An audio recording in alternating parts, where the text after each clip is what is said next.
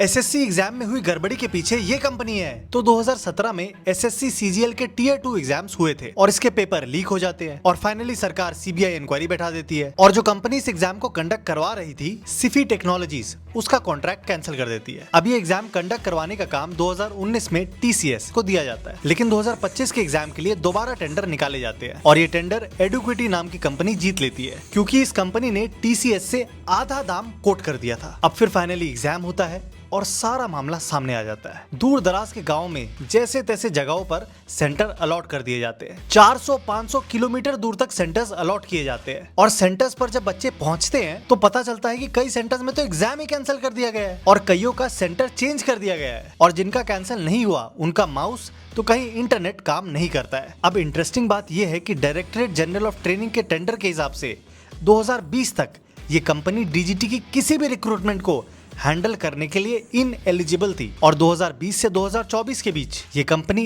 MP teacher entrance test, MP patwari recruitment exam, Maharashtra CET सब में गड़बड़ी कर चुकी थी। कहीं पेपर लीक कर दिया तो कहीं टॉप 10 में से 7 बच्चे एक ही सेंटर से निकाल दिए। लेकिन इस सब के बावजूद इसे एसएससी यानी भारत का दूसरा सबसे बड़ा एग्जाम उसे कंडक्ट करवाने का टेंडर दे दिया और जब टीचर्स और स्टूडेंट्स प्रोटेस्ट करने दिल्ली गए तो उन पर सरकार ने लाठी चार्ज करवा दिया। पहले तो सिर्फ एग्जाम क्लियर करना मुश्किल था, अब एग्जाम देना भी मुश्किल हो गया है।